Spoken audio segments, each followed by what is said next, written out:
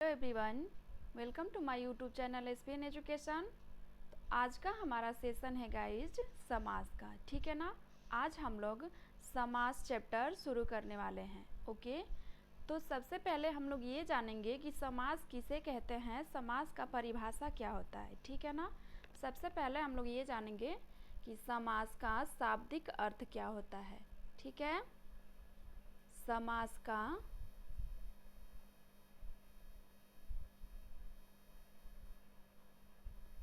शाब्दिक अर्थ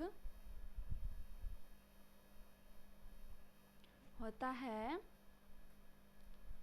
संक्षेपीकरण, ठीक है ना।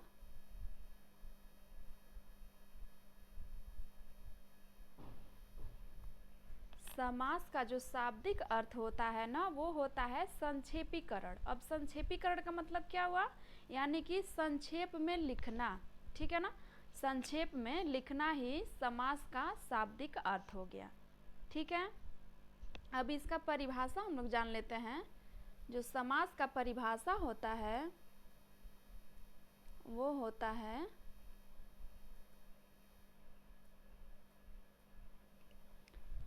दो या दो से अधिक शब्दों से मिल करके बने हुए नए सार्थक शब्द को समास कहते हैं, ठीक है। दो या दो से अधिक शब्दों से मिल करके बना हुआ है, और कैसा शब्द बना हुआ है, नया शब्द। और नया शब्द कैसा हुआ है, वो सार्थक, यानी सार्थक का मतलब उसका कोई ना कोई अर्थ निकल रहा है, ठीक है। उसका कोई ना कोई अर्थ निकल रहा है, तब जाके वो सार्थक कहलाएगा, ठीक है। और वही सार्थक शब्द क्या कहलाता है, हमारा समास कहलाता है, ठीक है। लिख दे रहा है परिभाषा यहाँ पे, देखिए। दो या दो से अधिक शब्दों से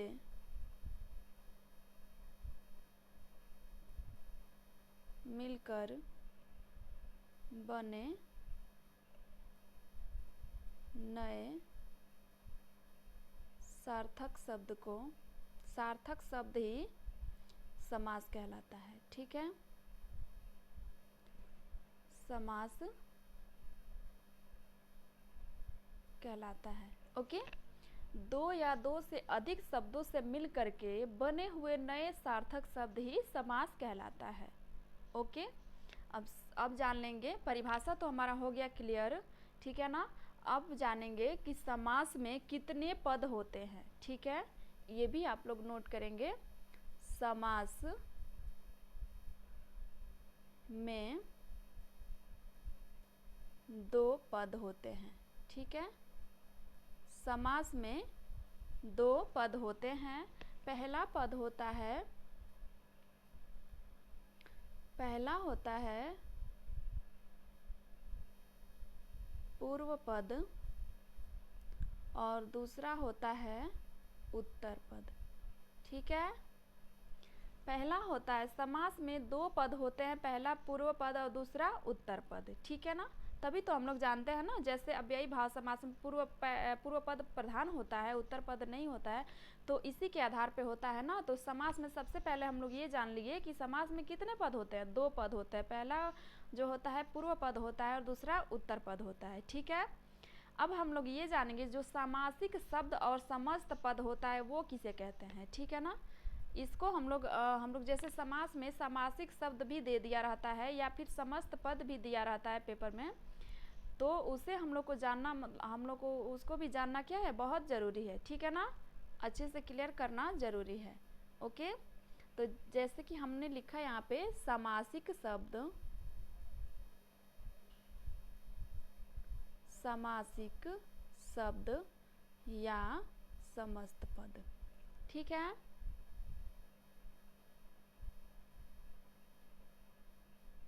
अब ये किसे कहते हैं, ठीक है ना, इसके बारे में हम लोग जानेंगे।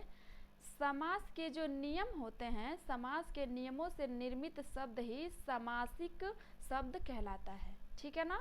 समास के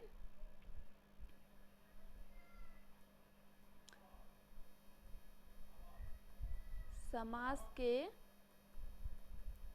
नियमों से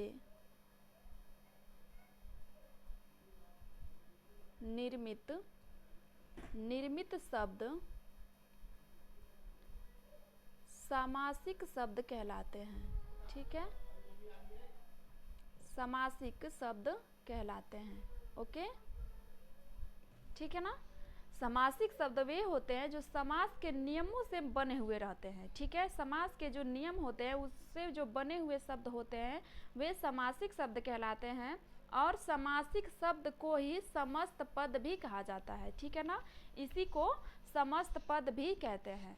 ठीक है, समझ गए ना। ओके, तो जैसे कि समास के बारे में आगे हम लोग देखेंगे। इसमें समास जो विग्रह होता है वो कैसे होता है। समास विग्रह किसे कहते हैं?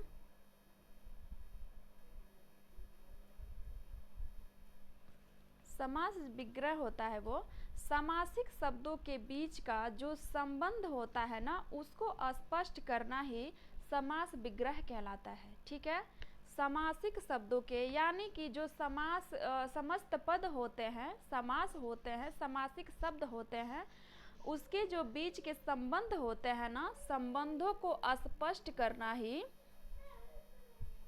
संबंधों को स्पष्ट करना ही क्या होता है? समास विग्रह कहलाता है। ठीक है ना, समास विग्रह कहलाता है। जैसे हमने यहाँ पे लिख दिया राजपुत्र। ठीक है, राजपुत्र लिख दिया, तो इसका विग्रह कैसे होगा? इसका विग्रह होगा ना राजा का पुत्र। ठीक है, राजा का पुत्र। तो ये तो हमें समझ में नहीं आ रहा कि क्या लिखा हुआ है, राजपुत्र, ऐसे नहीं ना समझ में आ रहा है। तो इसके जो बीच का जो संबंध है ना, यानी कि जो का है संबंध को दर्शा रहा है, संबंधों को क्या कर रहा है? स्पष्ट करके दे रहा है, तो वही हमारा क्या होता है? समास विग्रह कहलाता है। ठीक है ना, समास विग्रह कहलाता है। ठीक है, जैसे कि एक और एग्जाम्पल है, जैसे ये लिखा हुआ है गगन चुंबी। ठीक है, गगन चुंबी, इसमें इसका विग्रह कैसे होगा? यानी कि गगन को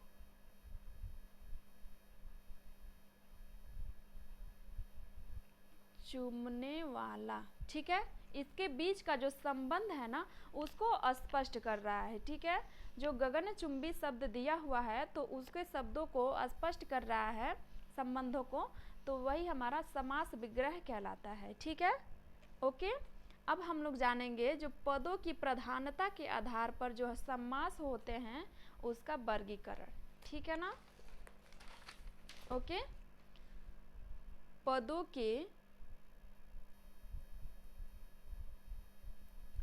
की प्रधानता के आधार पर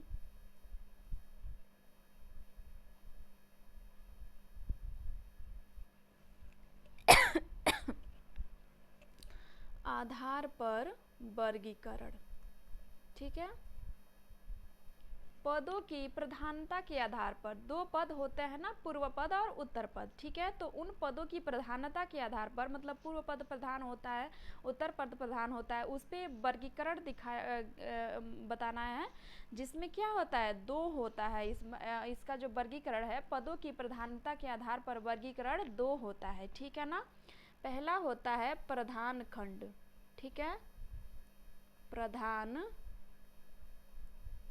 खंड या पद। ठीक है, प्रधान पद बोलिए या फिर प्रधान खंड बोलिए। दूसरा होता है गौड़ खंड। ठीक है, गौड़ खंड या फिर गौड़ पद। समझ गए? ठीक है ना, अब हम लोग इसके बारे में जानेंगे कि ये क्या कह रहा है। जो प्रधान खंड है, पहला जो है प्रधान खंड, इसमें क्या होता है कि जो दिया हुआ है जिस खंड पे अर्थ का जो बल होता है वो पड़ता है, मुख्य बल जो होता है पड़ता है, वो हमारा प्रधान खंड कहलाता है। ठीक है, जिस खंड पर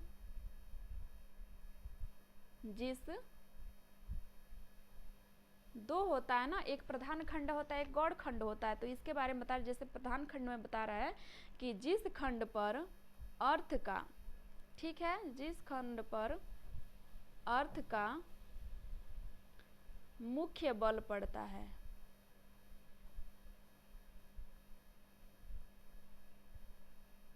मुख्य बल पड़ता है उसे प्रधान खंड कहते हैं, उसे प्रधान खंड कहते हैं। ठीक है, जिस खंड पे क्या होता है, अर्थ का मुख्य बल पड़ता है उसे प्रधान खंड कहते हैं। और दूसरा जो हमने बताया था, दूसरा होता है गौड़ खंड, उसमें क्या होता है,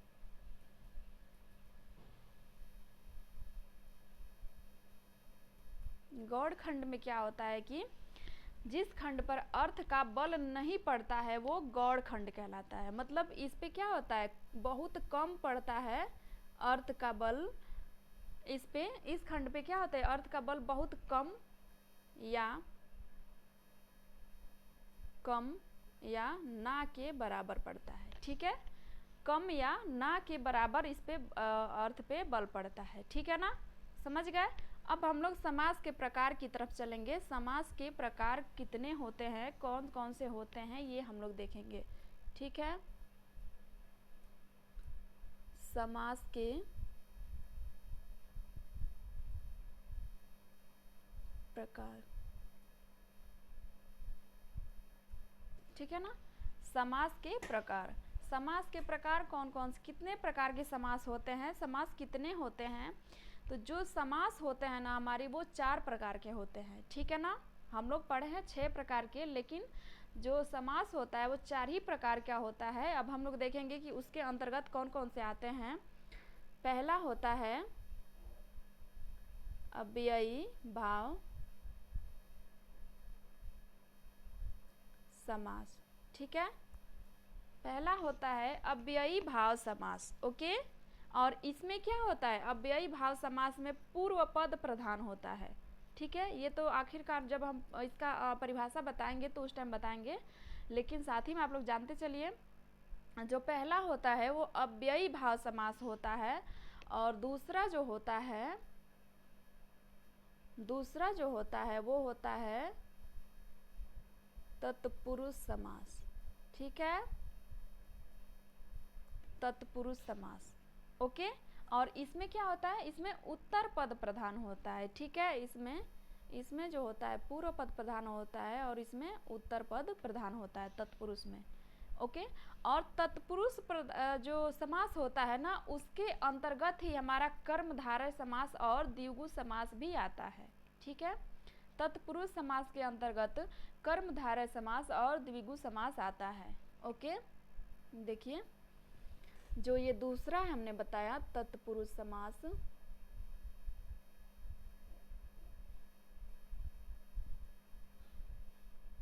इसमें 2 होते हैं, क करके दिया हुआ है, कर्म धारय समास। ठीक है, और दूसरा है द्विगु समास।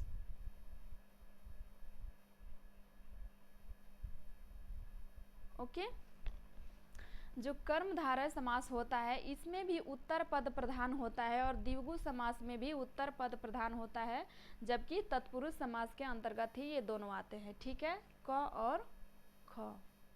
ओके, ठीक है, अब हम लोग तीसरे के बारे में जानेंगे। तीसरा जो होता है, 2 हो गया, पहला हो गया अव्ययी भाव समास और दूसरा हो गया तत्पुरुष समास। ठीक है, अब अगला जानेंगे वो तीसरा कौन सा होता है, तीसरा होता है द्वंद्व समास। ठीक है, द्वंद्व समास। ओके, और चौथा होता है हमारा बहुव्रीहि समास।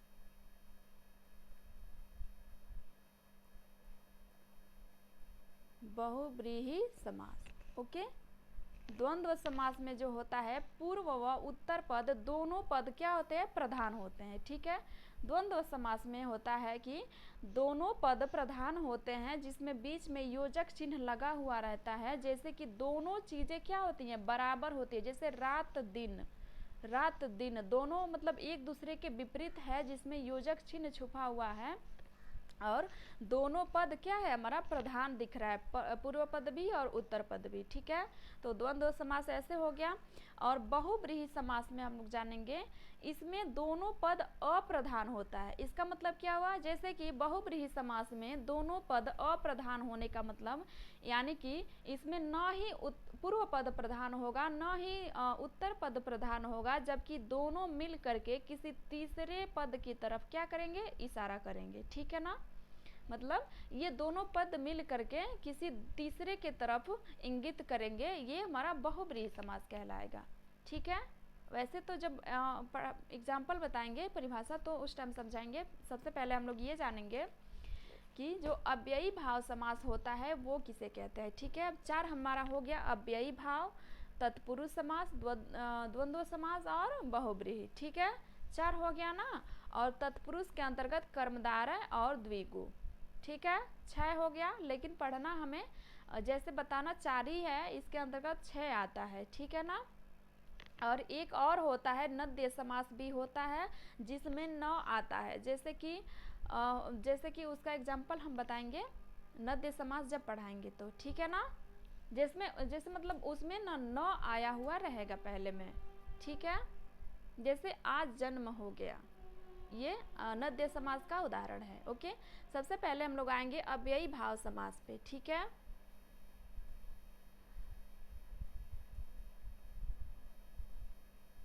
अव्ययी भाव समास। ठीक है,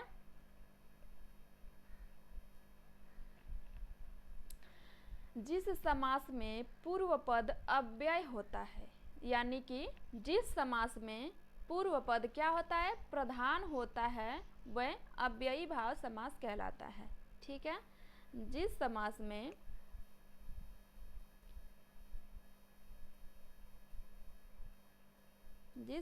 में पूर्व पद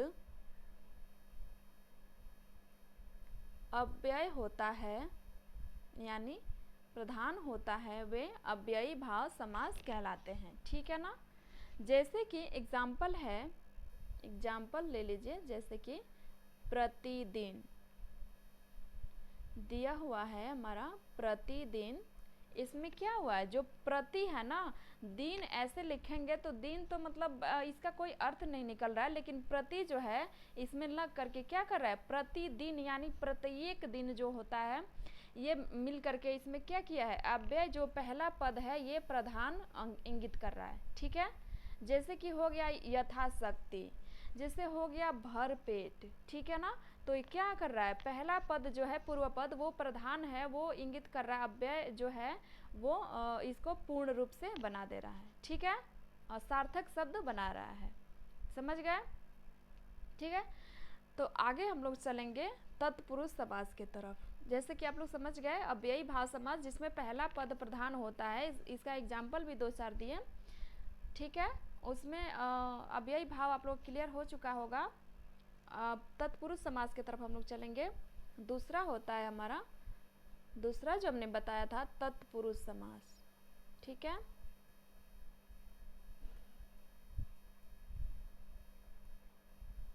तत्पुरुष समास, जिस समास में पूर्व पद विशेषण होने के कारण गौड़ तथा उत्तर पद विशेष्य होने के कारण प्रधान होता है, वहाँ पे तत्पुरुष समास होता है। ठीक है ना, जैसे कि हमने बताया तत्पुरुष समास में क्या होता है, उत्तर पद प्रधान होता है। ठीक है, उत्तर पद प्रधान होने का मतलब जैसे कि पहला पद जो विशेषण होता है, विशेषण होने के कारण क्या होता है, वो उसका मतलब उसका प्रधानता नहीं होती है, जबकि उत्तर पद विशेष से होने के कारण उसकी प्रधानता होती है। ठीक है ना, जो तत्पुरुष समास होता है इसमें उत्तर पद प्रधान होता है। ठीक है, उत्तर पद प्रधान होता है। ओके, उत्तर पद प्रधान होता है यानी कि दूसरा पद इसका प्रधान होता है। ओके, तत्पुरुष समास 2 प्रकार से बनते हैं। जो तत्पुरुष समास हैं वे 2 प्रकार से बनते हैं। तत्पुरुष समास 2 प्रकार से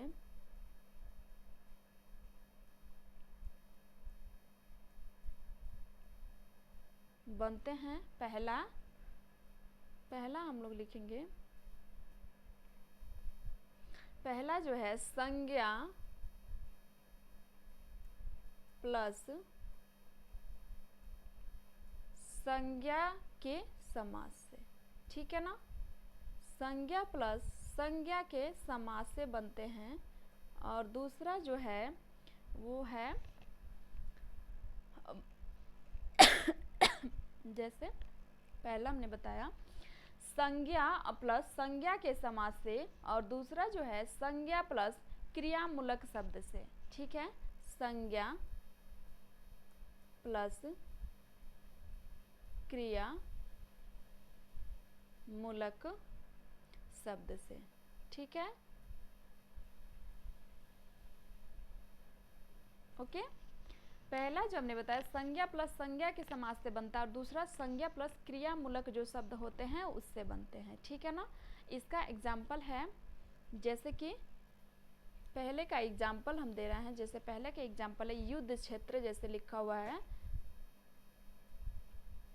युद्ध क्षेत्र, ठीक है।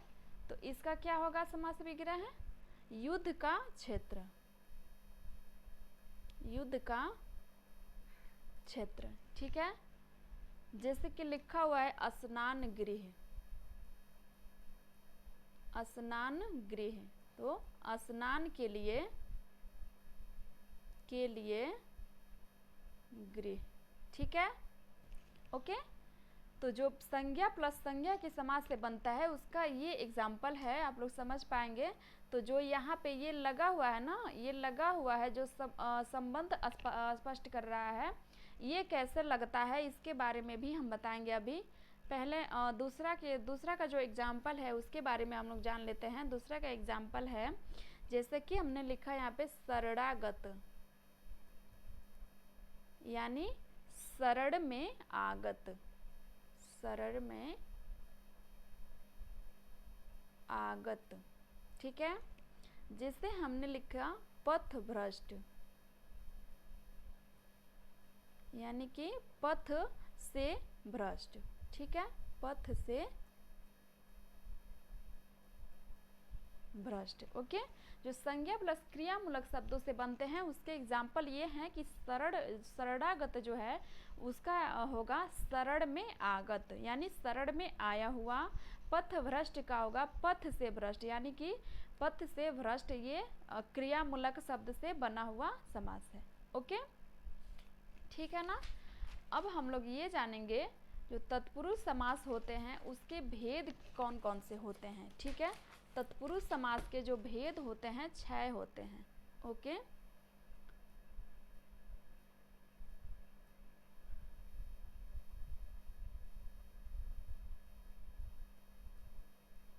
तत्पुरुष समास के भेद, ठीक है, जो 6 होते हैं। ओके, तो पहला होता है कर्म तत्पुरुष। ओके, कर्म तत्पुरुष जिसका चिन्ह होता है को, ठीक है, जिसका चिन्ह होता है को। दूसरा होता है करण तत्पुरुष, ठीक है, करण तत्पुरुष जिसका चिन्ह होता है से या के द्वारा, ठीक है, जिसका चिन्ह होता है। दूसरा होता है करण तत्पुरुष जिसका चिन्ह होता है से या फिर के द्वारा, ठीक है ना। अब तीसरा होता है संप्रदान तत्पुरुष, ठीक है,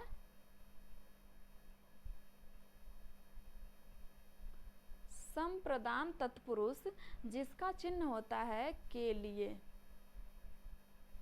ठीक है। चौथा होता है अपादान तत्पुरुष, अपादान तत्पुरुष जिसका चिन्ह होता है से, ठीक है। अब से 2 बार आ गया, करण तत्पुरुष में भी था से, तो उसमें जो करण में होता है ना से, वो होता है जुड़ाव के लिए, यानी कि मतलब के द्वारा या फिर से जो जुड़ाव के लिए होता है। और अपादान में जो से लगता है वो अलगाव के लिए होता है, ठीक है, अलग होना। ओके, अलगाव के लिए अपादान तत्पुरुष में जो से है वो लगता है, ठीक है। पांचवा होता है संबंध तत्पुरुष, ठीक है ना, संबंध तत्पुरुष। ओके, इसका चिन्ह होता है का, जहाँ पे संबंध जुड़ रहा हो वहाँ पे क्या होता है, संबंध तत्पुरुष होता है। छठवां होता है अधिकरण तत्पुरुष, अधिकरण तत्पुरुष, ठीक है। इसमें होता है में और पर। ओके, में और पर होता है अधिकरण तत्पुरुष में, ठीक है ना। अब इसका एग्जाम्पल हम लोग देख ले रहे हैं कि इसका एग्जाम्पल कौन कौन सा होता है। जो अव्ययी भाव समास होता है उसमें ये लगता है सारे कारक चिन्ह जो होते हैं हमारे वो, जैसे कि पहला हमने बताया, पहला जो था वो कर्म तत्पुरुष जिसका चिन्ह था को, दूसरा करण तत्पुरुष जिसका चिन्ह था से या फिर के द्वारा, तीसरा हमारा है संप्रदान तत्पुरुष जिसका चिन्ह है के लिए, और चौथा है अपादान तत्पुरुष जिसका चिन्ह है से अलगाव यानी अलग होना, ठीक है। पांचवा है संबंध तत्पुरुष जिसका चिन्ह है का के की, जहाँ पे संबंध स्थापित हो वहाँ पे संबंध तत्पुरुष होता है, ठीक है। छठवा है अधिकरण तत्पुरुष जिसका चिन्ह है में पर, ठीक है ना, समझ गए। अब इसका कुछ एग्जाम्पल है, इसका कुछ एग्जाम्पल है जैसे कि मृत्युंजय, जैसे हमने लिख दिया यहाँ पे मृत्युंजय एग्जाम्पल,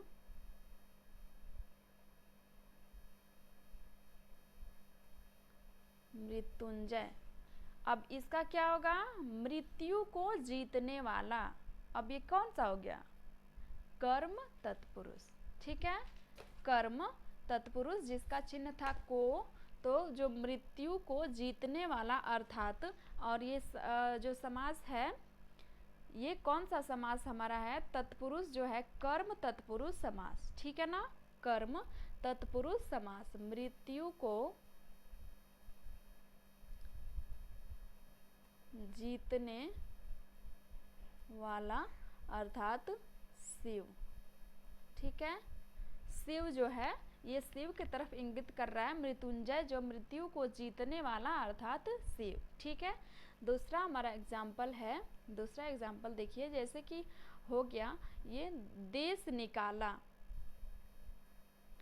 देश निकाला यानी कि देश से निकालना, देश से निकालना, यहाँ पे कौन सा तत्पुरुष होगा, देश से निकालना यानी कि अपादान तत्पुरुष होगा, यानी कि देश से अलग किया जा रहा है तो से लग रहा है जो वो अलगाव के लिए लग रहा है, तो यहाँ पे अपादान तत्पुरुष होगा, ठीक है ना।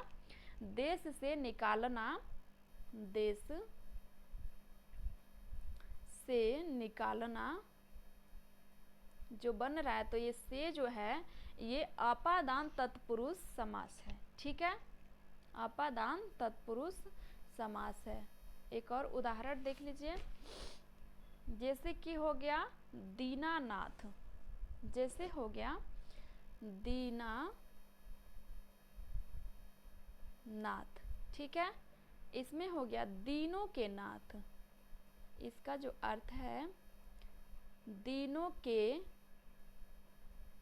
नाथ, ठीक है। तो जो के लगा हुआ है ना ये संबंध को स्थापित कर रहा है, ठीक है ना, संबंध को दर्शा रहा है, तो ये क्या होगा, संबंध तत्पुरुष होगा, ठीक है, संबंध तत्पुरुष होगा। यानी कि दीनों के नाथ जो है, दीन दुखी यानी जो गरीबों के जो नाथ हैं अर्थात भगवान, उसके जो यहाँ पे जो के लगा हुआ है ना ये संबंध स्थापित कर रहा है, तो ये हमारा कौन सा होगा, संबंध तत्पुरुष समास होगा, ठीक है, संबंध तत्पुरुष समास होगा, ठीक है ना।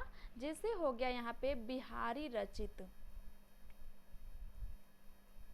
बिहारी रचित, बिहारी